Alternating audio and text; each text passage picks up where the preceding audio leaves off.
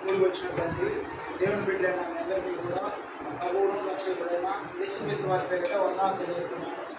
క్షమించండి, కొంచెం ఆటంకంగా లైవ్ పెట్టా ఫేస్బుక్లో, అది కొంచెం పోవాల్సి వస్తుంది. సమయంలో ఆరాధన క్రమాన్ని వాక్యంలోకి వెళ్ళే ముందుగా ప్రార్థన చేసుకున్నాము. మన మధ్యలో ఉన్నటువంటి సహోదరులు మోషే గారు వాక్యం నిమిత్తం ప్రార్థన చేయవలసిందిగా ఆయన ప్రేమతో ఆహ్వానిస్తున్నాము.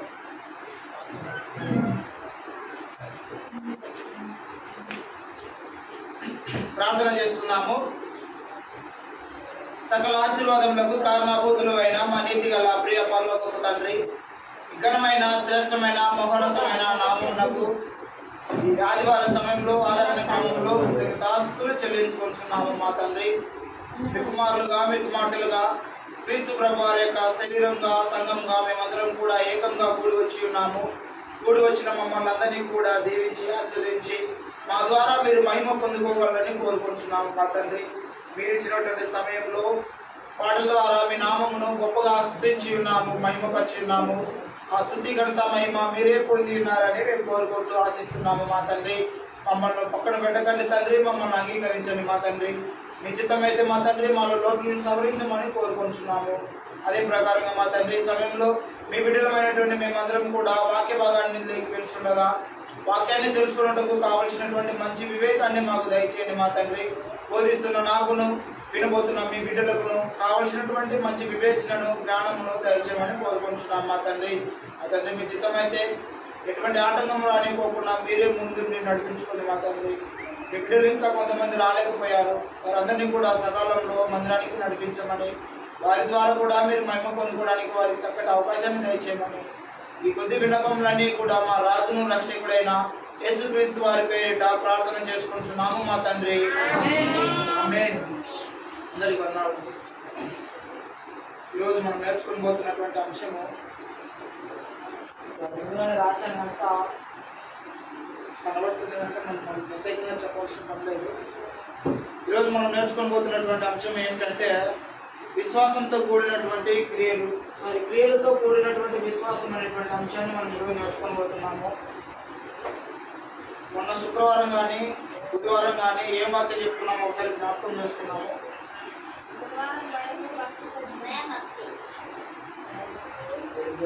రోజు చెప్పారు బుధవారం పూట వేరే సహోదరులు వచ్చారు. భయము భక్తితో కూడినటువంటి విషయాన్ని మనము నేర్చుకున్నాము. శుక్రవారం పూట ఏం నేర్చుకున్నాము? నీతిమంతుల గురించి, నీతిమంతులు ఎలా ఉండాలనే దాని గురించి మన సహోదరు సునీల్ గారు కొద్ది విషయాలు, కొద్ది మాటలు మనం ముందుగా ఉంచారు.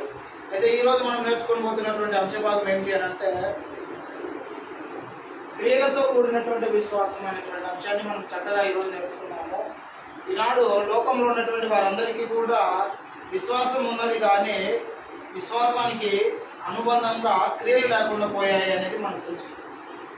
విశ్వాసం ఎంతమందికి లేదు? ఇక్కడ అందరికీ ఉంది. అందరూ చేతులు ఎత్తుతారు, నాకు విశ్వాసం ఉంది, నాకు విశ్వాసం ఉంది, దేవుని నమ్ముతా, దేవుని నమ్ముకుంటే నాకు అన్నీ ఇస్తాడు అని చెప్పి ప్రతి ఒక్కరికి కూడా విశ్వాసం ఉంది. కానీ ఆ విశ్వాసం ఉంటే సరిపోతుందా? లేకపోతే దానికి అంతకు ఏదైనా రెట్టింపు కలిగి ఉన్నాము? ఆ విశ్వాసానికి మనము ఇంకా ఏదైనా రెట్టింపు కలిగి ఉండాల్సినటువంటి అవసరం ఉందా? విశ్వాసం మాత్రమే ఉంటే సరిపోతుందా? లేకపోతే విశ్వాసానికి ఇంకా ఏదైనా కలిగి ఉండాలా? విశ్వాసానికి క్రియలు కలిగి ఉండాలి. చూడండి, ఒక చిన్న ప్రశ్న. ఒక వ్యక్తి నాకు విశ్వాసం ఉన్నది, నేను విశ్వాసం గలవాడనని అంటూ ఉంటాడు. ఇంకొక వ్యక్తి కూడా విశ్వాసం గలవాడుగా ఉన్నాడని చెప్పి అనుకుంటా ఉంటాడు. ఈ ఇద్దరిలో ఎవరికి విశ్వాసం ఉందని మనకు అర్థమవుతుంది? ఎవరికి విశ్వాసం ఉన్నదని మనకు తెలియాలి. ఎలా తెలుస్తుంది ఒక వ్యక్తికి విశ్వాసం ఉన్నదని? ఏమయ్యా, ఒక వ్యక్తికి విశ్వాసం ఉన్నదని ఎలా గుర్తించగలం? ఎవరైనా సరే అది ఎవరు ఎలా కనుక్కోగలరు? ఒకసారి యాకోబు రాసిన పత్రికకి వెళ్ళండి. ఒకసారి లేఖన భాగాన్ని ఆ వచనాన్ని చదువుకుందాం మనము. మొదటిగా యాకోబు రాసిన పత్రిక 2వ అధ్యాయము 18వ వచనం చదవండి. అయితే ఒకడు నీకు విశ్వాసం ఉన్నది, నీకు విశ్వాసం ఉన్నది, నాకు క్రియలు ఉన్నవి, నాకు క్రియలు ఉన్నది. క్రియలు లేకుండా నీ విశ్వాసం నాకు కనబడుతుంది. క్రియలు లేకుండా నీ విశ్వాసము నాకు కనబరచుము. నేను నా క్రియల చేత నా విశ్వాసం నీకు కనబడుతుంది. నేను నా క్రియల చేత నా విశ్వాసము నీకు కనబడుతుందని చెప్పును. ఎలా కనబడుతుంది మనకి ఈ మాటలు?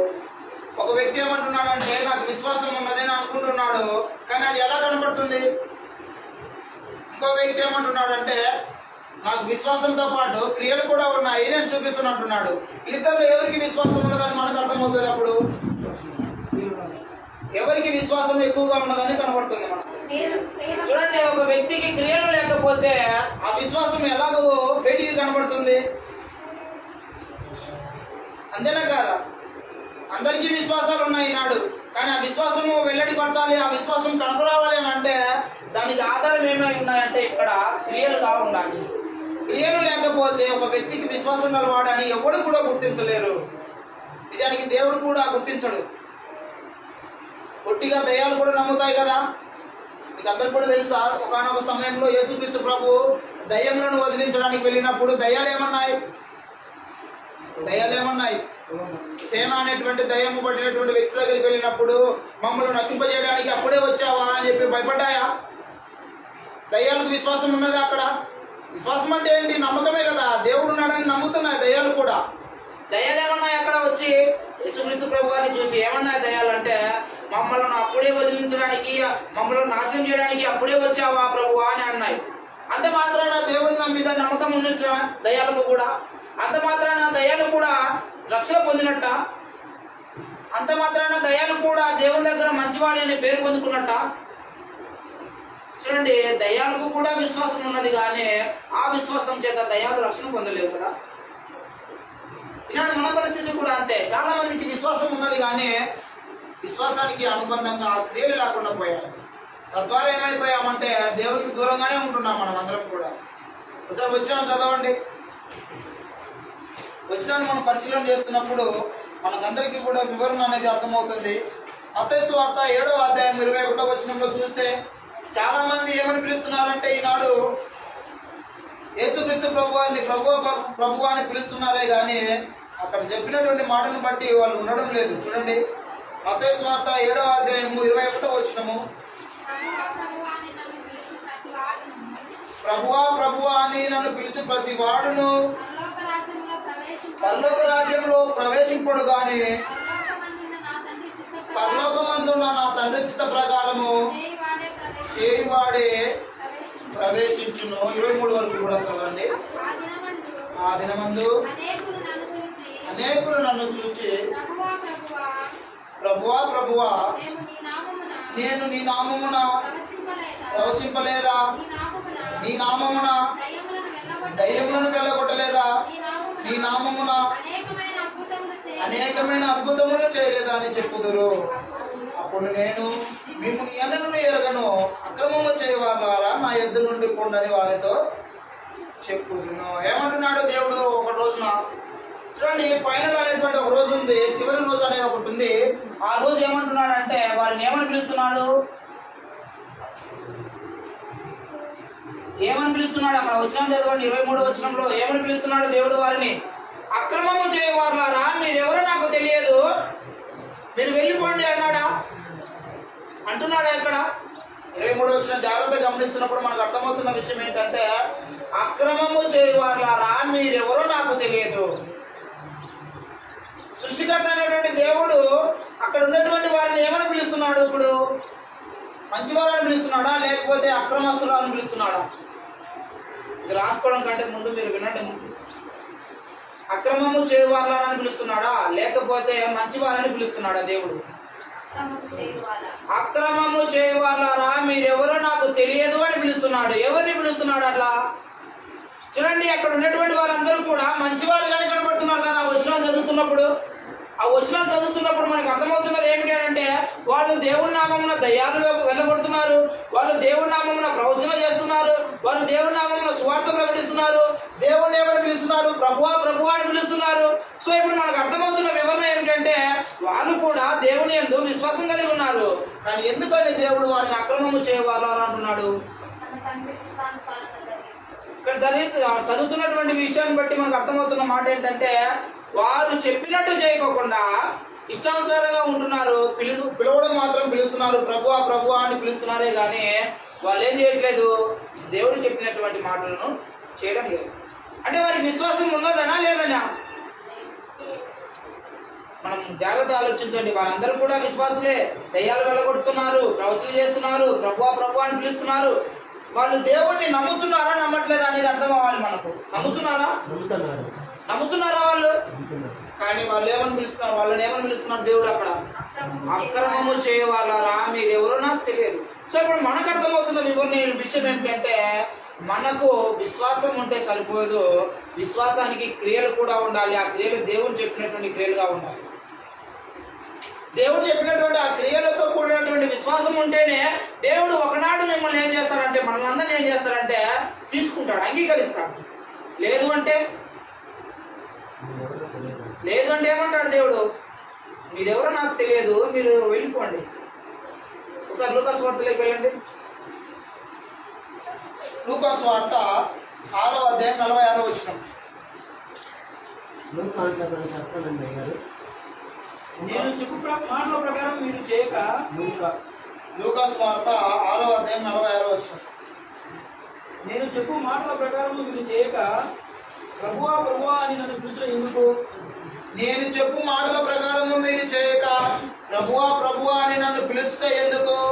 నా ఎద్దుకు వచ్చి నా మాటలు విని వాడి చొప్పున చేయి ప్రతి వాడిని ఎవరి పోలి ఉండునో మీకు తెలియజేస్తున్నాను. చాలండి. 46 వచ్చిన ప్రాముఖ్యము.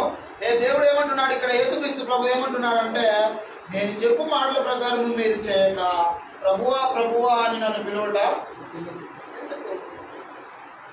ఏమర్థమవుతుంది అక్కడ మనకు మాటలు? నీకు జస్ట్ విశ్వాసం ఉంది అంతే. విశ్వాసం, కేవలం విశ్వాసం మాత్రం మీకు ఉంది. ఆ కారణం చేత మీరు ఏమంటున్నారంటే, దేవుని దగ్గరకు వచ్చి దేవుడా ప్రభువా ప్రభువా దేవుడా దేవుడా దేవుడిని నమ్ముకుంటాం, వందనాలు అని చెప్పుకుంటే సంతోషంగానే ఉంటున్నాం. కానీ అక్కడ చేయలేని క్రియలు కొన్ని ఉన్నాయి. ఏమంటున్నాడు ఆడ? నేను చెప్పు మాటల ప్రకారము మీరు చేయక ప్రభువా ప్రభువా అని నన్ను పిలుచుట ఎందుకు? అంటే ఇప్పుడు మనకు అర్థమవుతున్నది ఏంటి? ఏ ప్రాముఖ్యము? విశ్వాసమేనా? విశ్వాసానికి క్రియలు కూడా ఉండాలి. విశ్వాసమే ప్రాముఖ్యమైతే అక్కడ దయ్యాలు పిలుస్తున్నాయి. చాలా మంది బోధకులు కూడా దేవుడిని పిలుస్తున్నారు. అంటే దాని అర్థం వాళ్ళు విశ్వాసం కలిగి ఉన్నట్టే. అవి మాత్రమే సరిపోతాయా అంటే కాదు. ఇంకా ఎక్స్ట్రాగా మనకి ఏముండాలంటే విశ్వాసానికి క్రియలు కూడా, ఈ విశ్వాసానికి క్రియలు కూడా కలిగి ఉండాలి. అప్పుడే నీవు ఎలా ఉంటావంటే దేవుని చేత అంగీకరించిన వాడిగా నువ్వు ఉంటావు. ఇలాంటి చాలా మందికి విశ్వాసం ఉంది కానీ విశ్వాసానికి క్రియలు లేదు. క్రియలు లేకపోతే నీ విశ్వాసం ఏమైపోతుంది? చచ్చిపోయినటువంటి శవంతో సమానమే. దాని అర్థం ఏంటంటే, క్రియలు లేని విశ్వాసము మృతం అన్నాడు కదా దేవుడు. మృతము అంటే క్రియలు లేని విశ్వాసము మృతము. మృతం అంటే ఏంటి? శవమే. ఈ విశ్వాసంతో క్రియలు లేకపోతే, ఈ విశ్వాసానికి క్రియలు లేకపోతే ఎలా ఉంటుంది అంటే చనిపోయినటువంటి శవం లాగే ఉంటుంది. ఆ డెడ్ బాడీ ఉంటుంది కానీ అది లేదు, చేయలేదు, నడవలేదు, మాట్లాడలేదు, తినలేదు. డెడ్ బాడీ లాగే చూస్తున్నాడు కదా దేవుడు. విశ్వాసానికి ఏముండాలి? మనకు క్రియలు ఉండాలి ఖచ్చితంగా. అబ్రహాంకి విశ్వాసం ఉన్నదా? విశ్వాసానికి తండ్రి ఎవరు? అబ్రహామే. అబ్రహాము విశ్వాసానికి తండ్రి అయినాడు. ఏ ఊరికనే అయ్యాడు ఆయన? విశ్వాసం బట్టి. విశ్వాసం, కేవలం విశ్వాసం ఉండడం ద్వారానే అతడు అబ్రహాము విశ్వాసులకు అందరికి కూడా తండ్రి అయ్యాడా? విశ్వాసానికి క్రియలు కూడా కలిగి ఉండడం ద్వారానే అతడు ఈనాడు విశ్వాసులందరికీ కూడా తండ్రి అయిపోయాడు. తన కుమారుడైనటువంటి ఇస్సాకును బలిగా అర్పించమని దేవుడు అడిగినప్పుడు, ప్రభువా నువ్వు అంటే నాకు విశ్వాసం ఉంది, నీవంటే నేను భయపడతానని చెప్పి అన్నాడా? లేదంటే దేవుడు అడిగాడు కదా, తీసుకువెళ్ళి చంపడానికి కూడా ఉద్దేశించాడు. ఇక్కడ క్రియ చూపించాడు, వాళ్ళకని అంగీకరించబడ్డాడు. చూడండి ఈనాడు ఎలా ఉన్నారో మనుషులు. తీతుకు రాసిన పత్రికకి వెళ్ళండి. కానీ మనం ఎలా ఉన్నాము, మనుషులమైనటువంటి మనం అందరం ఎలా ఉన్నాము అనేది చూడండి. తీతుకు రాసిన పత్రిక 1వ అధ్యాయము 16వ వచనం.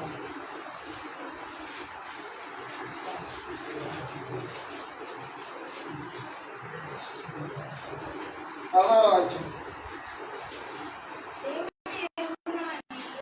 దేవుని ఎరుగుదమని వారు చెప్పుకుందరు గాని అసహ్యులను అవిధేయులను ప్రతి సత్కారము విషయము భ్రష్టులై ఉండి తమ క్రియల వలన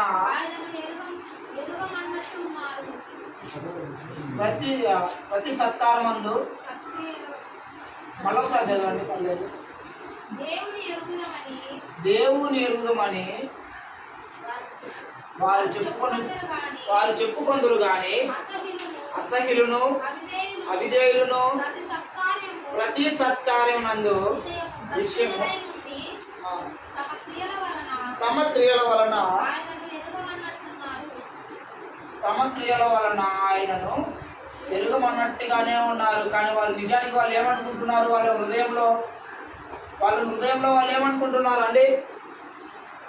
వాళ్ళ మనసులో వాళ్ళు ఏమనుకుంటున్నారు? దేవుని ఎరుగుదమని వారు చెప్పుకొందురే గాని ఏమనుకుంటున్నారు వారు? మనమందరం కూడా అలాగే ఉంటున్నాం కదా. మనం ఏమనుకుంటున్నాం? నాకు కూడా దేవుడు తెలుసు, నేను కూడా దేవుని నమ్ముకుంటున్నాను, నేను కూడా మందిరానికి వెళ్తున్నాను, నేను దేవుని ఎరుగుతానని చెప్పి ప్రతి ఒక్కరు కూడా వారు అనుకుంటూనే ఉన్నారు. ప్రతి ఒక్కరికి కూడా అలాంటి విశ్వాసం ఉంది నాడు.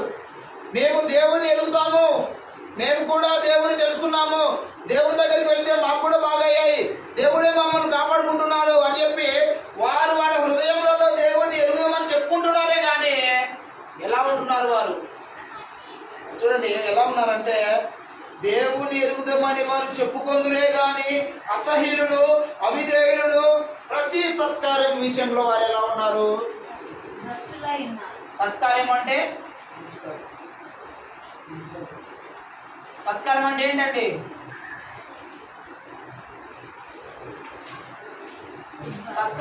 సత్కార్యం అంటే ఏంటి? మంచి పనులనే కదా. సత్కార్యముల విషయంలో వాళ్ళు ఎలా ఉన్నారు? భ్రష్టులై ఉన్నారు.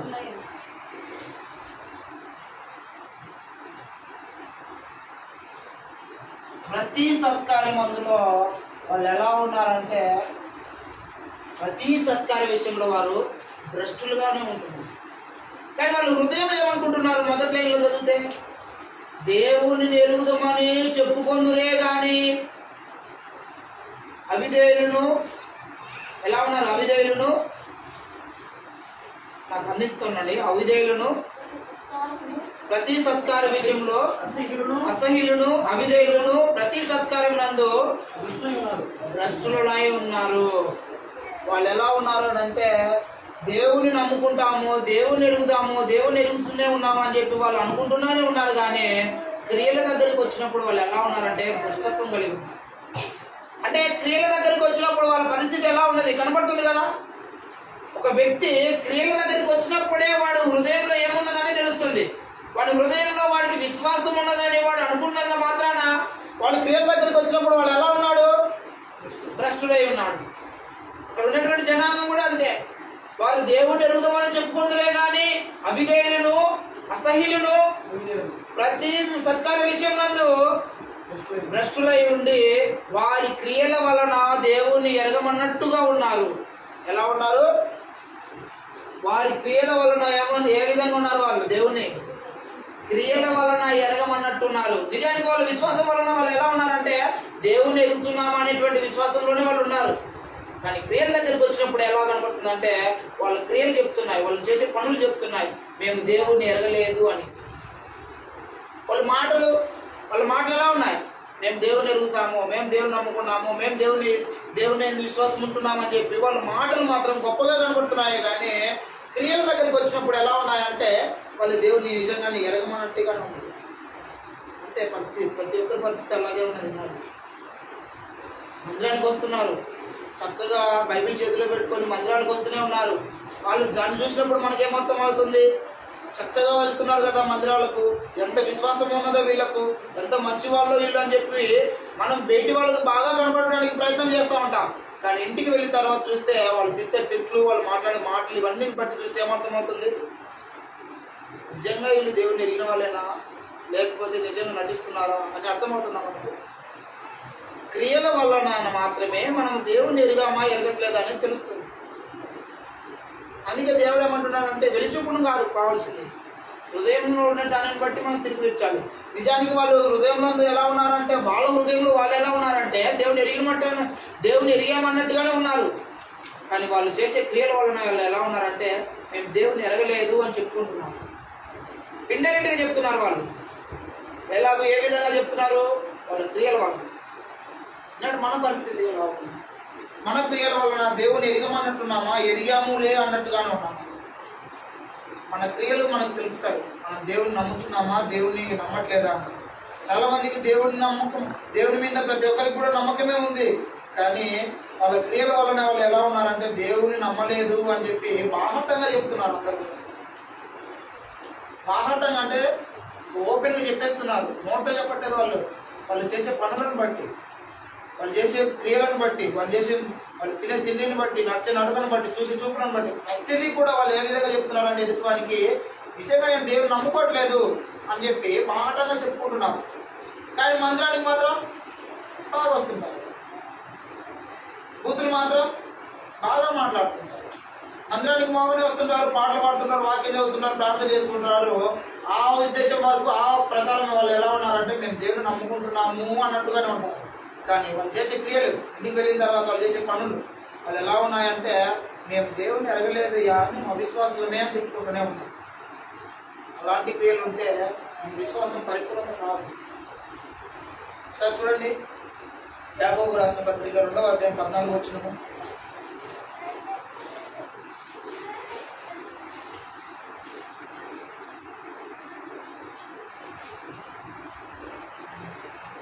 నా సహోదరులారా, క్రియలు లేనప్పుడు ఎవడైనాను తనకు విశ్వాసం కలదని చెప్పిన యెడల ఏమి ప్రయోజనము? అట్టి విశ్వాసము అతని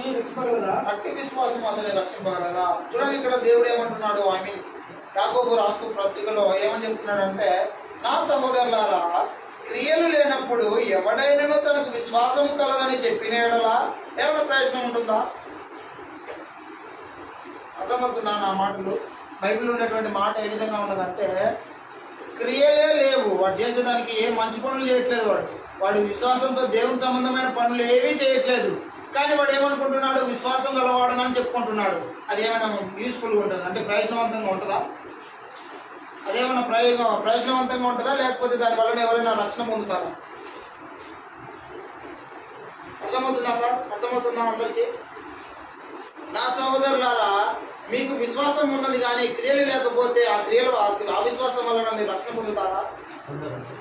క్రియలు లేకపోతే నీకున్నటువంటి ఆ విశ్వాసం ద్వారా మీరు రక్షణ పొందుతారా? క్రియలకు విశ్వాసం, ఈ విశ్వాసానికి క్రియలు ఉన్నప్పుడే కదా మీరు రక్షణ పొందుతారు. వచనం అదే కదా నేర్పుతుంది మనకు. ఏమని నేర్పుతుంది చూడండి, నా సహోదరులారా, క్రియలు లేనప్పుడు ఎవడైనాను తనకు విశ్వాసము కలదని చెప్పిన యెడల ఏమి ప్రయోజనము? అట్టి విశ్వాసము అతనిని రక్షింపగలదా? రక్షిస్తుందా? క్రియలు లేకపోతే ఉన్న ఒట్టి విశ్వాసము రక్షణ పొందుతుందా? రక్షణ వరకు తీసుకువెళ్తుందా? ఒకరోజు వస్తుందని మనం చూసాం. ఆ రోజు ఏమంటాడు దేవుడు? ఆ రోజు ఏమంటాడు? అక్రమము.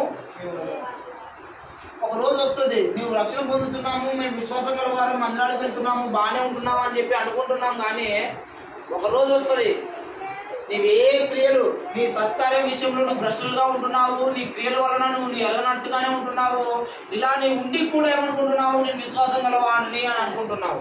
ఆ విశ్వాసం నేను ఏం చేస్తుంది? లాస్ట్కు రోషి వేస్తుంది. అక్రమం చేయవాళ్ళారా మీరెవరో నాకు తెలియదు, పక్కకు వెళ్ళిపోండి అంటాడు దేవుడు. కానీ ఇప్పుడు దేవుడు ఏమని చెప్తున్నాడంటే అక్కడ విశ్వాసానికి క్రియలు కూడా కలిగి ఉంటేనే అది రక్షణ పొందగలదు. అంటే ఫైనల్గా ఆ రోజు ఏమంటాడు? చివరి రోజు ఏమంటాడు దేవుడు? క్రమము చేయవాళ్ళారా నా దగ్గరికి రండి. అంతే కదా, బాగానే ఉన్నారు మీరు నా దగ్గరికి రండి అంటాడు. ఎప్పుడు? క్రియలు ఉన్నప్పుడే. క్రియలు ఉన్నప్పుడే మిమ్మల్ని దేవుడు అంగీకరిస్తాడు. క్రియలు అంటే ఏంటి? క్రియలు అంటే ఏంటి తెలుసు కదా? క్రియలు అంటే ఏంటో? క్రియలు అంటే ఏంటండి? పనులే కదా. క్రియలు అంటే పనులు. మరి విశ్వాసంతో కూడిన క్రియలతో కూడిన విశ్వాసం అని అంటే విశ్వాసానికి ఏముండాలి? క్రియలు అనే పదానికి పనులను యాడ్ చేయండి. విశ్వాసానికి ఏముండాలి అంటే నీ విశ్వాసం పని చేసే విధానంలో ఉండాలి కదా, అంతే కదా. నీ విశ్వాసం ఒట్టి విశ్వాసంతో కూర్చొని పోతే ఈ ఊరికి ఉన్న విశ్వాసం నీకు సరిపోతుందా అంటే సరిపోదు. అసలు నీకు ఒట్టి విశ్వాసం ఉంటే సరిపోదు. ఆ విశ్వాసానికి ఏముండాలి? పనులు ఉండాలి. పనులు అంటే ఏంటి? పనులు అంటే ఏంటండి? ఏ విధమైన పనులు? మళ్ళీ ఏ విధమైన పనులు ఉండాలి? నీ విశ్వాసానికి పనులు ఉండాలి. ఏ విధమైన పనులు ఉండాలి? ఇక్కడ దేవుడు చెప్పాడు ఏమనంటే, అక్రమము చేయవాళ్ళారా ప్రభువా ప్రభువా అని నన్ను పిలుస్తున్నారే కానీ నేను చెప్పినట్టు నువ్వు చేయట్లేదు కదా అన్నాడు. అంటే ఏ పనులు అవి చెప్తారు? ఏ పనులు అని అంటే దేవుడు చెప్పిన పనులు. దేవుడు చెప్పినవి నీకు చేయాలంతే. ఒకటి నీకు విశ్వాసం ఉన్నదంటే నువ్వు ఏం చేస్తున్నట్టు అర్థము? దేవుడిని నమ్ముతున్నట్టు కదా అర్థము. ఆ విశ్వాసానికి పనులు కూడా ఉండాలంటే ఏమని అర్థము? ఆ చెప్పినట్టు చేయాలని అర్థం. అంటే ఇప్పుడు దేవుడు చెప్పినటువంటివి నువ్వు చేయాలి. ఇక్కడ కూడా అదే చెప్పాడు, ప్రభువా ప్రభువా అని పిలవడం నాకు నచ్చదు కానీ ప్రభువు చెప్పినట్టు నువ్వు చేయి, అప్పుడే నేను నిన్ను అంగీకరిస్తాను. యేసుక్రీస్తు ప్రభు వారు కూడా ఒక మాట అంటాడు. యోహాను సువార్త దగ్గర రండి. యోహాను సువార్త 6వ అధ్యాయం 29వ వచనం చూడండి ఒకసారి. 8వ అధ్యాయం 29వ వచనం.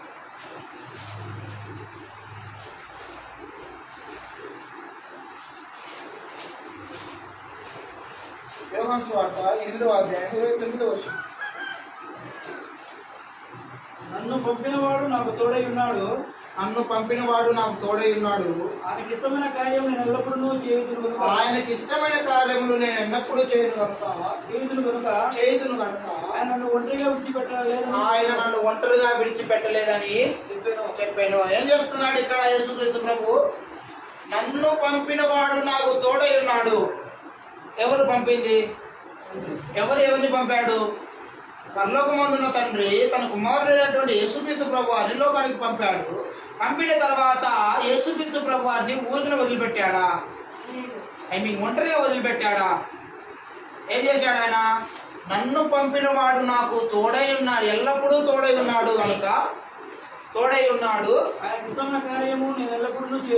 ఆయనకి ఇష్టమైన కార్యములు నేను ఎల్లప్పుడూ చేయదును కనుక ఆయన నన్ను ఒంటరిగా ఏందని చూడండి. అక్కడ లాజిక్ అర్థం చేసుకోవడానికి ప్రయత్నం చేయండి. నన్ను పంపినవాడు నాకు ఎల్లప్పుడూ కూడా తోడై ఉన్నాడు. ఎందుకు తోడై ఉన్నాడు? యేసుక్రీస్తు ప్రభువుకి తండ్రైన దేవుడు ఎల్లప్పుడూ దేవుడు తోడుగానే ఉన్నాడు యేసుక్రీస్తు ప్రభువుకి భూమి మీద ఉన్నప్పుడు. ఎందుకు తోడై ఉన్నాడు అంటే ఆయనకు నచ్చినటువంటి పనులు ఎల్లప్పుడూ ఈయన చేస్తున్నాడు కనుక ఈయనకు తోడుగా ఉన్నాడు ఎప్పుడు కూడా. అంటే అక్కడ అర్థమైంది ఏంటి? మళ్ళీ క్రియలే కదా.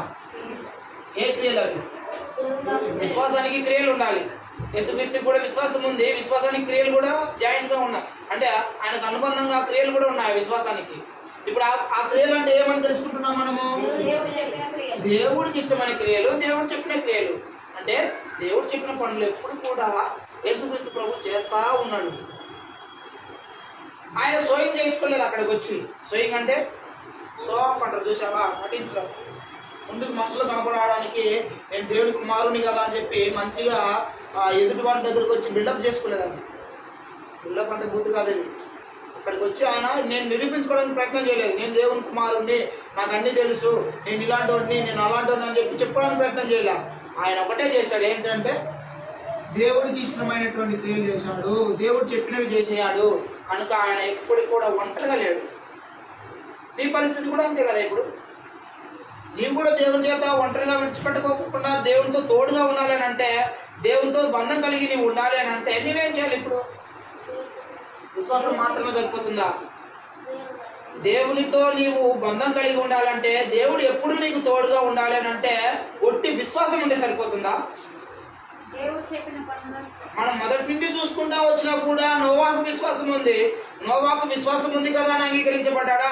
లేకపోతే విశ్వాసంతో ఓడ తయారు చేసుకొని ఆ పక్షులను, ఆ జంతువులను అన్నిటినీ పిలిపించుకొని వాటికి ఏమేమి కావాలో వాటి అన్నిటిని చేసుకోవడం ద్వారా అంగీకరించబడ్డాడు. పనులు చేసిన ద్వారానే కదా. దేవుడు చెప్పినటువంటి పనులు చేయడం ద్వారానే నోవాకు కూడా అంగీకరించబడ్డాడు. అబ్రహాం కూడా అంతే. అబ్రహాం కూడా నువ్వు కానాన్ దేశానికి వెళ్ళు అంటే నేను వెళ్ళను దేవా, నేను ఇక్కడనే ఉండి చేసుకుంటాను అన్నాడు. కానానికి వెళ్ళాడు, అక్కడ కరువు ప్రాంతంలో ఉన్నాడు, ఎన్నో అవస్థలు పడ్డాడు, తర్వాత అంగీకరించబడ్డాడు కదా. అంతే, ఎవరి పరిస్థితి అంతే.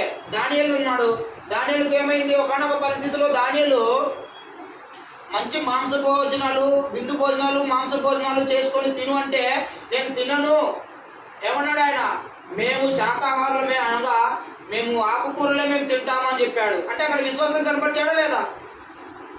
ఇంకొకటి చెప్పాడు, నేను దేవుడి నామాన్ని రోజుకు మూడు సార్లు దేవుడి నామానికి నేను ప్రార్థన చేసుకోవాలి అని చెప్పినప్పుడు వాళ్ళు ఏమన్నారు, అప్పుడు ఉన్నటువంటి రాజులు, చేసుకోవద్దు, నువ్వు ప్రార్థన చేస్తే నిన్ను చంపివేస్తాము, సింహ బోన్లో పడివేస్తామన్నాడు. అందుకు ఆయన ఏమన్నాడు దానియేలు, సరే నువ్వు చెప్పినట్టే నేను చేస్తా, దేవుని నామానికి నేను ఈ కొన్ని రోజులు మాత్రం దేవునికి దూరంగా ఉంటాను అన్నాడా? లేదంటే ముమ్మారు సియోను తట్టు, అతని కిటికీ తలుపులు తెరిచి సియోను తట్టు ఉండి ముమ్మారు ప్రార్థన చేశాడు. యెరూషలేము మొత్తు తలుపులు తెరిచి ముమ్మారు ప్రార్థన చేయడం ద్వారానే అంగీకరించబడ్డాడు. నాకు విశ్వాసం ఉంది, దేవుని నమ్మాను, దేవుని యందు విశ్వాసం గలవాడిగా నేను ఉన్నాను, అయినా ప్రార్థన మాత్రం చేయొద్దన్నారు కదా, నేను చెయ్యలే అని అన్నాడు. క్రియలు కనబడ్చాడు కదా అక్కడ. ఏ క్రియలు అవి? దేవునికి నచ్చింది, దేవునికి నచ్చిన క్రియలు చేశాడు. షడ్రక్ మెషక్ అబేద్గోను అంతే. షడ్రక్ మెషక్ అబేద్గోను ఏమన్నారు, విగ్రహాలకు నమస్కారం చేయవద్దు అనేది దేవుని యొక్క పని, దేవుని యొక్క మాట. షడ్రక్ మెషక్ అబేద్గోను ఏం చేశారు, మేము దేవుడు చెప్పిన మాట ప్రకారము విగ్రహాలకు తల వంచము అని చెప్పారా లేదా? అంటే అక్కడ క్రియ చూపించారా? లేదంటే దేవుడు చెప్పాడు వీళ్ళు ఏమో అంటున్నారు, ఇది చేసేద్దాం, దేవుడికి మళ్ళీ క్షమాపణ చెప్పుకుందాంలే అన్నారు. క్రియలు కనవచ్చారు. అప్పుడు ఏమయ్యారు, అంగీకరించబడ్డారు. యేసుక్రీస్తు ప్రభువారు కూడా అంతే. నేను దేవుడా నువ్వు లోకానికి పంపించావు, నేను ఊరికనే వచ్చాను లోకానికి అని చెప్పి గమ్మునున్నాడా?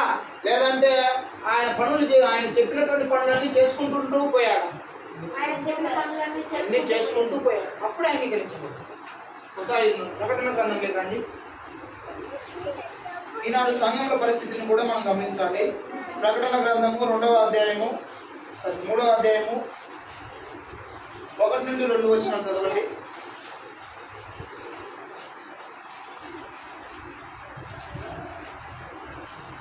సార్దీస్లో ఉన్న సంఘపు దూతకు ఇలాగ వ్రాయము, దేవుని నక్షత్రములను దేవుని ఆత్మను గలవాడు చెబుతున్నది ఏమనగా, నీ క్రియలను నేను ఎరుగుదును, ఏమనగా జీవించుతున్నావన్న పేరు మాత్రం ఉన్నది కానీ నీవు మృతుడవే. ఏమంటున్నాడు ఇక్కడ, ఒకనొక రోజు ఫైనల్ డే, జడ్జిమెంట్ డే అనుకోండి. ఒకవేళ ఏం రోజు అది, యేసుక్రీస్తు 2వ రాకడ వచ్చిన తర్వాత మన అందరినీ కూడా తీసుకొని పోతున్నటువంటి ప్రవచన భాగం ప్రకటన గ్రంథంలో అంతా కూడా. అక్కడ ఏమని చెప్తున్నాడంటే సంఘాలను చూసి ఏమంటున్నాడు దేవుడు, సంఘాలను చూసి నీ క్రియలను నేను ఎరుగుదును, ఏమనగా జీవించుచున్నావన్న పేరు మాత్రం కలిగి ఉన్నావే గాని నీవు ఎలాంటి వాడువు, జీవించుచున్నావన్న పేరు ఉంది నీకు అంతే. జస్ట్ నువ్వు అవును నేను విశ్వాస గలవారిని, అవును నేను క్రైస్తవురాలని, నేను క్రైస్తవుని అని చెప్పి నీవు అనుకుంటున్నావే, జీవించుచున్నావు అనే పేరు నీకు ఉంది అంతే. జస్ట్ అదేమైంది, ఒక రోజున అంగీకరించబడుతుందా? చూడండి, తీర్పు దినాన అది అంగీకరించబడుతుందా? మనం పరిస్థితి ఏంటి? నేను కూడా మందిరానికి వెళ్తున్నా, నేను జీవిస్తున్నా, నేను చక్కగానే ఉన్నాను కదా అని చెప్పి అనుకుంటున్నామే కానీ దేవుడు ఎవరి క్రియలు వాళ్ళకు బాగా చూస్తూనే ఉన్నాడు. ప్రతి ఒక్కరి క్రియలను ఎవరు ఎలాంటి వారు, ఎవరు ఏం చేస్తున్నారని బాగా చూస్తున్నాడు. ఒక దినం వస్తుంది, ఆ దినంలో నువ్వు అంగీకరించబడాలి. ఏ దాని ద్వారా? ఈ క్రియలు. అక్కడ ఏమంటున్నాడంటే దేవుడు, జీవించుచున్నావన్న పేరు నీవు కలిగి ఉన్నావే గాని నీవు మృతుడవే, నువ్వు చనిపోయిన దాని వల్లే ఉన్నావు, నువ్వు జస్ట్ అలా ఫీల్ అవుతున్నావు అంతే. ఎలాగో నేను విశ్వాసిని, నేను విశ్వాసరాలని, నేను గొప్పవాడిని, నేను క్రైస్తవుడిని, నేను కూడా దేవుని యందు భయభక్తులు కలిగి ఉన్నానని నువ్వు అనుకుంటున్నావే కానీ క్రియలు చేయలేదు.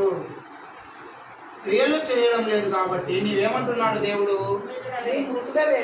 అంగీకరిస్తాడు అక్కడ.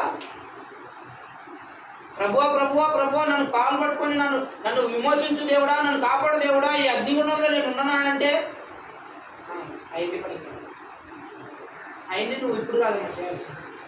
ఇప్పుడు నువ్వు ఇక్కడికి వచ్చి పెట్టుకుంటే ప్రయోజనం లేదు, నువ్వు అక్కడ ఆలోచించాలి. అందుకే దేవుడు చెప్పాను కదా, నువ్వు క్రియలు కలిగి ఉండవని. క్రియలు కలిగలేవే నువ్వు, ఇక్కడికి వచ్చి నువ్వు ఇంత వేదన పడితే ఇంత ప్రాధాన్యపడితే నేను ఎలా ఒప్పుకుంటా? ఛాన్స్ ఇచ్చా నీకు. ప్రకటన గ్రంథం 3వ అధ్యాయం 14 వచనం చదవండి ఒకసారి.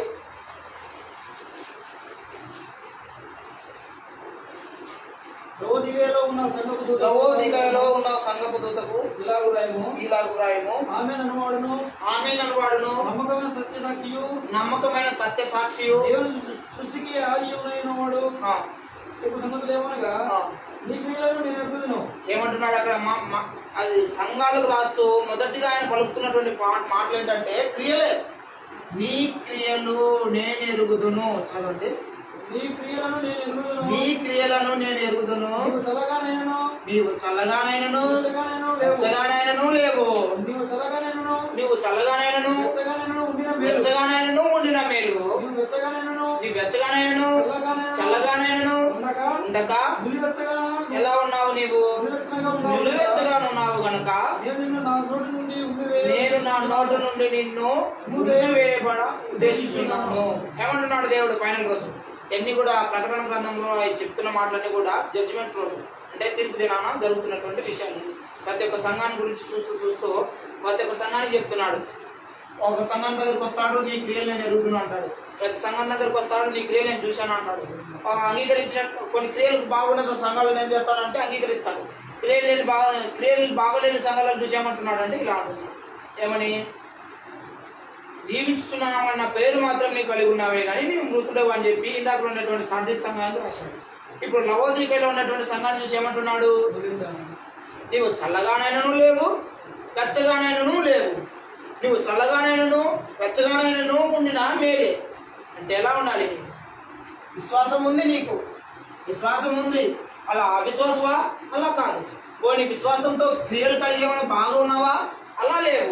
నువ్వు ఎలా ఉన్నావు అంటే జస్ట్ విశ్వాసం ఉన్నదని నమ్ముకుంటూ నీవే మోసపరుచుకుంటూ నేను ఇలా ఉన్నాను లేని అనుకుంటున్నావు అంతే. అందుకు దేవుడు ఏమంటున్నాడంటే నువ్వు చల్లగానైనను వెచ్చగానైనను ఏదో ఒక రకంగా ఉంటే మేలు. ఒకవేళ చల్లగానే ఉంటే దేవునికి ఇష్టకరంగా లేకుండా దేవునికి దూరంగా నీవు ఉంటే చూడండి ఒక మాట, ఇది వివరణ కొంచెం బాగా చెప్పాలి. చల్లగానైనను వెచ్చగానైనను ఉండమని దేవుడు చెప్పాడు కనుక ఒకవేళ దేవుని దృష్టిలో చెడ్డగా ఉంటే ఏం జరుగుతుంది అంటే ఒకరు వచ్చి వాక్యాన్ని ప్రకటించి వారిని మార్పు పొందించుకోవడానికి అవకాశం ఉంది. అంతేనా కదా? ఒక వ్యక్తి అవిశ్వాసంగా ఉన్నాడు, దేవుని నమ్మట్లేదు, అలా ఏం కూడా దేవుని గురించి తెలియదు అతనికి. ఇప్పుడు ఏముంది? అతనికి ఛాన్స్ ఉంది కదా, వెళ్ళి వాక్యం ప్రకటించి అతన్ని మార్పు పొందే విధానంగా అతన్ని మార్చుకోవచ్చు. లేదు అట్లా దేవుని ఎందుకు భయభక్తులు కలిగి పూర్తిగా విశ్వాసంలో నమ్మకంగా క్రియలు చేసుకుంటున్నాడంటే అతన్ని ఏం తగాల్సినటువంటి అవసరం లేదు. ఇప్పుడు ఎలా ఉన్నాడంటే ఇతను అలా చల్లగా లేడు, ఇలా దేవునికి పూర్తిగా నమ్మకంగా లేడు. ఎదుటివాడు వచ్చి వాక్యం ప్రకటించే విధానంలో లేడు. ఇక్కడ ఏం చేస్తున్నాడు? షో ఆఫ్ చేస్తున్నాడు కదా. షో ఆఫ్ అంటే నటిస్తున్నాడు. నేను బాగానే ఉన్నాను, విశ్వాసంతో ఉన్నాను, చక్కగానే ఉన్నాను అని చెప్పి చెప్పుకుంటూ ప్రతి సత్కారం మీద ఎలా ఉన్నాడు? అతడు భ్రష్టే ఉన్నాడు. ఇలాంటి ఉన్న వారి దగ్గరికి మనం ఏమైనా వెళ్ళి చెప్పగలమా? చెప్పలేదు. చెప్పుకుంటుంటారు పైకి నేను బాగా మంచి సేవకుడిని, మంచి విశ్వాసాలని, మంచి భక్తిపరురాలని అని చెప్పి బాగా మందిరాలకు వస్తూ ఉంటారు. కానీ వాళ్ళ క్రియలు మాత్రం భ్రష్టత్వంతో నిండినే ఉంటాయి. వాళ్ళ దగ్గరికి మనం వెళ్ళి చెప్తామా అంటే వాళ్ళు ఏం చెప్తారు? అప్పుడు నాకు తెలియనివే, మీకు నాకు అన్నీ తెలుసు అని చెప్పి అంటారు. కనుక మనం వాళ్ళ కాళ్ళకి వెళ్ళి చెప్పలేదు. అందుకే దేవుడు ఏమంటున్నాడంటే చల్లగానైనా ఉండు, వెచ్చగానైనా ఉండు, ఏదో ఒక రకంగా ఉండు. నువ్వు అలా ఇలా ఉండి మధ్యలో రకంగా ఉంటే నిన్ను ఎవరేం చేయలేరు. ఇప్పుడు అందుకే దేవుడు ఏమంటున్నాడు? ఉమ్మి వేయ ఉద్దేశించాడు. ఉమ్మి వేయడం అంటే ఎంత నీచం. ఉమ్మి నోట్లోనే ఉంచుకుంటామా మనం? దాన్ని ఉమ్మి వస్తే దాన్ని ఏం చేస్తాం? మూసేస్తాం పక్కకు. అంతే. ఎందుకు? అదేమన్నా మంచి పదార్థం అని మనం తీసుకుంటామా? అది ఉమ్మ అంతే. ఎంత నీచంగా దేవుడు ఎంచుతాడంటే నీకు విశ్వాసంతో కూడినటువంటి క్రియలు లేకపోతే, మీ క్రియలతో కూడిన విశ్వాసం లేకపోతే ఒకనొక రోజు ఏం చేస్తాడు దేవుడు అంటే ఉమ్మి వేస్తాడు. అదే దాన్ని ఇంకొక విధానంలో మనం చూసుకుంటే అక్రమము చేయవాళ్ళరా నాకు మీరు ఎవరో తెలియదు వెళ్ళిపోవాలి. ఇంకొక విధానంలో చూస్తే భ్రష్టులు అలా అంటాడు. ఇంకొక విధానంలో చూస్తే ఉమ్మి వేస్తాను అంటాడు. నువ్వు జీవిస్తున్నావు అన్న పేరు మాత్రం ఉంది కానీ నువ్వు ఎలాంటి వాడుకో. ఇలాంటి స్థితిలోకి నువ్వు దిగజారితే నిన్ను దేవుడు అంగీకరించు. ఇప్పుడు ఏముండాలి మనకు? విశ్వాసంతో పాటు క్రియలు ఉండాలి. క్రియలు లేకపోతే నీ విశ్వాసం చూపించలేవు కూడా అసలు. ఏది నువ్వు చూపించి ఒకసారి నీకు విశ్వాసం ఉంది కదా, విశ్వాసాన్ని చూపించాలంటే ఎలాగ? అదే మన మర్మమా లోపల నుండి తీసి ఏదో విశ్వాసం ఉందని చెప్పాలి, అంతే కదా. క్రియలు కనపరిచాలి. క్రియలు అంటే ఏంటి? నీ దేశ పద్ధతిని, ప్రవర్తన, నీ ప్రేమ, అనురాగాలు, పవిత్రత, జాలి, ఇవన్నీ కూడా ఎలా ఉండాలంటే ఈ విశ్వాసం ఉందని చెప్పుకుంటూ ఇవన్నీ నువ్వు ఉన్నావు, కానీ అవన్నీ నువ్వు చూపించాలి. కొంతమంది క్రైస్తవులకు విశ్వాసం ఉంది, మంచిగా అన్నీ అనుకుంటారు, కానీ ప్రేమలో తక్కువ ఉంటారు. అది కూడా ప్రేమ అనేది క్రియ కాదు. ప్రేమ అనేది క్రియ, మాట అనేది క్రియ, ప్రవర్తన అనేది క్రియ, ఇవన్నీ కూడా క్రియలే.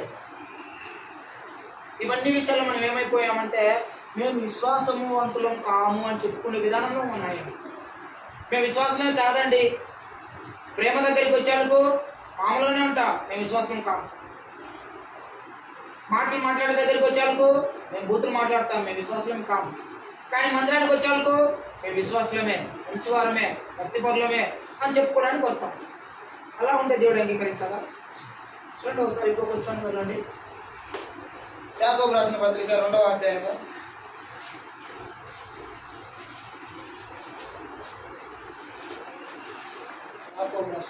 2వ అధ్యాయము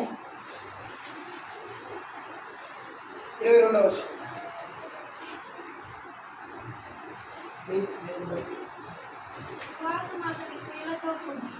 విశ్వాసము అతని క్రియలతో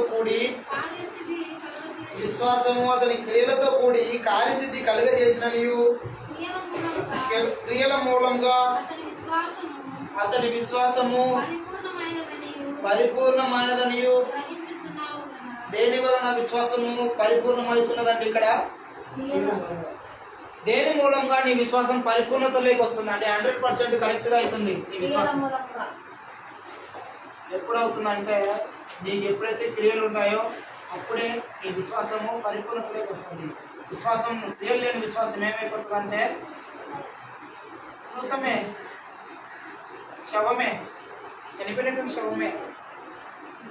అబ్రహాం గురించి అక్కడ చెప్పేది యాకోబు రాసిన పత్రిక 2వ అధ్యాయం 22వ వచనంలో అబ్రహాం గురించి చెప్తుంది. అబ్రహాం పరిస్థితి ఏ విధంగా ఉన్నదంటే అతడు విశ్వాసంతో కూడిన క్రియల వలన కార్యసిద్ధి కలుగజేశాడు. అంతేనా? అక్కడ ఉన్నది చూడండి 22వ వచనంలో, విశ్వాసము అతని క్రియలతో కూడి కార్యసిద్ధి కలుగజేసిన నీయో, క్రియల మూలంగా అతని విశ్వాసము పరిపూర్ణమైనదనియో గ్రహించుచున్నావు కదా. ఏమంటున్నాడు దేవుడు ఇక్కడ? విశ్వాసం అతనికి ఏ విధంగా ఉన్నది? విశ్వాసము అతని క్రియలతో కూడి కార్యసిద్ధి కలుగజేసింది. ఏం చేసింది ఇక్కడ? విశ్వాసం ఏం చేసింది? విశ్వాసం దేంతో కలిసి కార్యసిద్ధి కలుగజేసింది? కార్యసిద్ధి కలుగజేసింది. విశ్వాసం ఉంది, విశ్వాసానికి క్రియలు ఉన్నాయి. దీని ద్వారా ఏమైపోయాడు? ఆయన పరిపూర్ణుడు అయిపోయాడు. దాన్ని ఏమంటున్నాడంటే కార్యసిద్ధి చేశాడు ఆయన. విశ్వాసము క్రియలు రెండు కలిసి కార్యసిద్ధి కలిగాయి. అంతే. డబ్బు ఉంది, మన దగ్గర డబ్బు ఉంది, లోపల మైండ్లో ఏమని ఉందంటే వాళ్ళని పని చేయాలని ఆలోచన ఉంది. డబ్బు ఉంది, చేయాలని, ఒక ఫంక్షన్ చేయాలనుకుంటున్నాం, పెళ్లి చేయాలని అనుకుంటున్నాం. పెళ్లి చేయాలని చెప్పి పెళ్లి కొడుకు పెళ్లి కూతురు అందరు రెడీగా ఉన్నారు, అన్ని బాగానే ఉంది, డబ్బులు కూడా ఉంది. ఈ రెండు కలిసి ఒక పని చేస్తేనే కదా అక్కడ కార్యసిద్ధి కలిగేది. డబ్బులు ఉండాలి, పెళ్లి సంబంధమైనటువంటి ఆలోచనలు ఉండాలి. ఈ రెండు కలిసి ఏం చేయాలంటే అందరిని పిలుచుకోవాలి, పంతులను అంటే పాస్టర్లను పిలుచుకోవాలి, అందరిని పిలుచుకోవాలి, బంధువులను పిలుచుకోవాలి, అక్కడ కూర్చోబెట్టాలి, అన్ని పనులు చేయాలి. వాళ్ళకి అవసరం వచ్చి మంచినీళ్ళు వేయాలి, వాళ్ళకి అవసరం వచ్చి భోజనం పెట్టేయాలి. డబ్బు అవసరం ఉంది ఇక్కడ. వాళ్ళకి పిలవాలి, వాళ్ళని కూర్చోబెట్టాలి, చేయలేయాలి, ఇవన్నీ చేయాలి. ఇది అవసరం ఉంది ఇక్కడ. ఈ రెండు కలిస్తే ఏమవుతుంది? ఒక పెళ్ళి అయిపోతుంది. లేదు డబ్బులు లేకుండా అన్ని మామూలుగా లోపల అన్ని చేయాలి, వైడూర్యాలు వైభవాలు అన్నీ చేయాలని అనుకుని లోపల అనుకుంటే పెళ్ళి అవుతుందా? లేదు. సరే డబ్బు మాత్రం ఉంది, పెళ్లి కొడుకు లేడు, పెళ్లి కూతురు లేదు, పెళ్లి అవుతుందా? మీకు విశ్వాసానికి క్రియలు ఉంటేనే కార్యసిద్ధి కలుగుతుంది. అలాగే విశ్వాసం ఉండాలి, విశ్వాసానికి ఏముండాలి? క్రియలు కూడా ఉండాలి. అప్పుడే నీకు విశ్వాసం అనేది కార్యసిద్ధి కలుగుతుంది. చూడండి చివరిగా వచ్చాము, చదువుకున్నాము.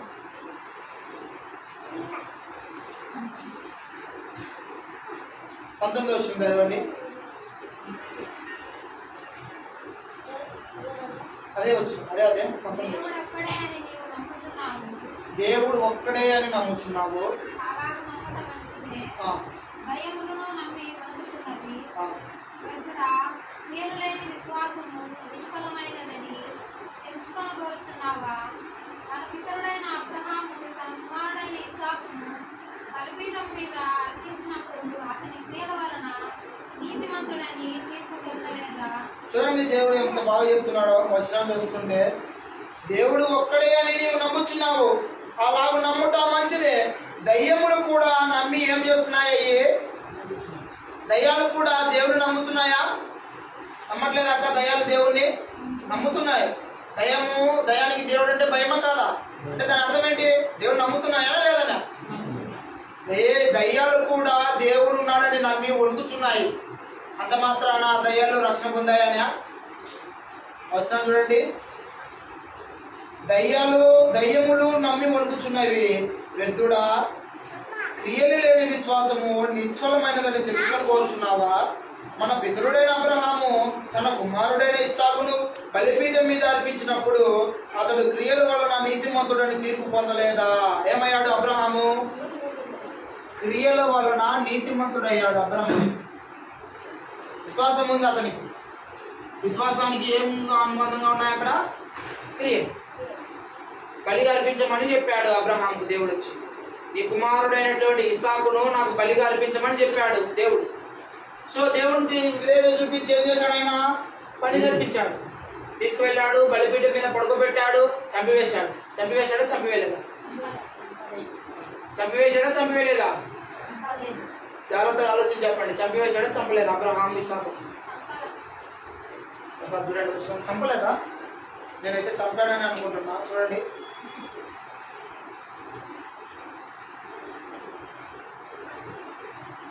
ఇంకొక దగ్గర ఉండదు. అది చంపాడా లేదా అంటే 11వ అధ్యాయం ఏప్రిల్ రాసిన పత్రిక 11వ అధ్యాయము 17-19. అబ్రహాము ఇస్సాకును చంపాడా లేదా? అబ్రహాము శోధింపబడి విశ్వాసమును బట్టి ఇస్సాకును బలిగా అర్పించెను. ఎవడు ఆ వాగ్దానము సంతోషంతో అంగీకరించెను.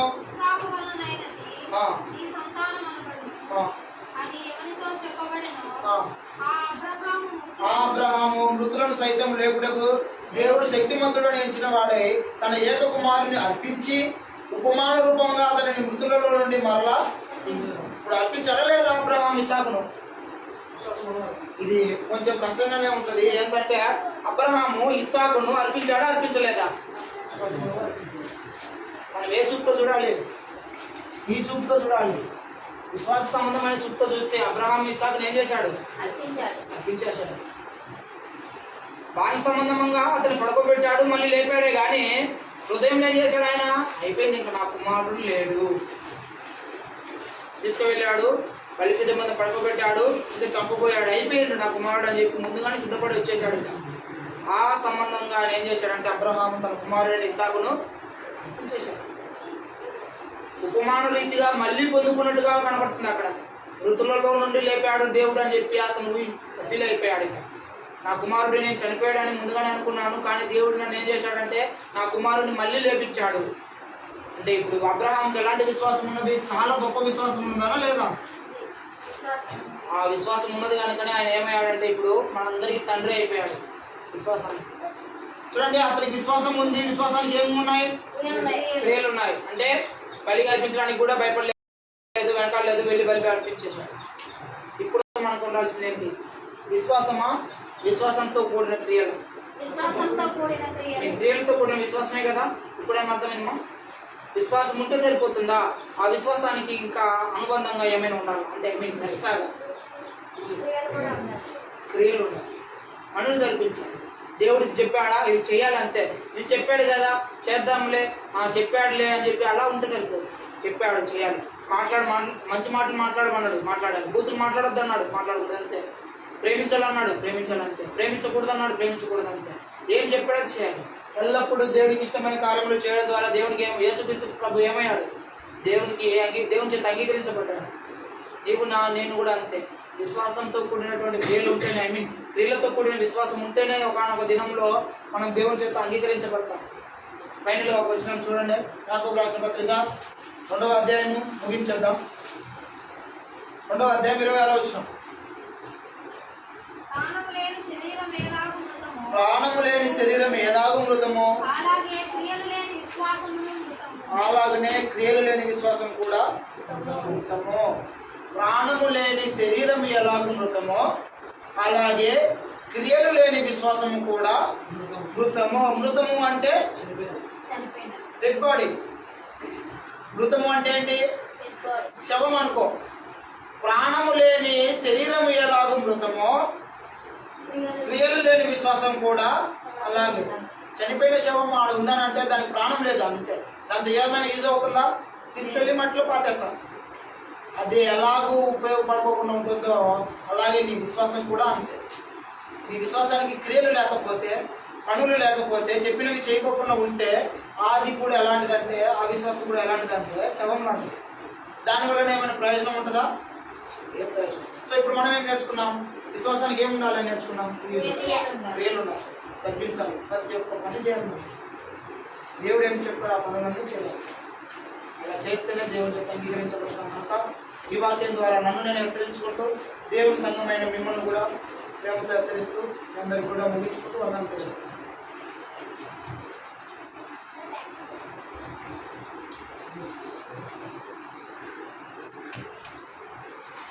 అలాగే ఆరాధన క్రమంలో ప్రభరాత్రి భోజన కార్యక్రమం కూడా ఉన్నది కనుక ప్రభరాత్రి భోజన క్రమాన్ని కూడా మనం జాగ్రత్తగా జరిపించుకున్నాము.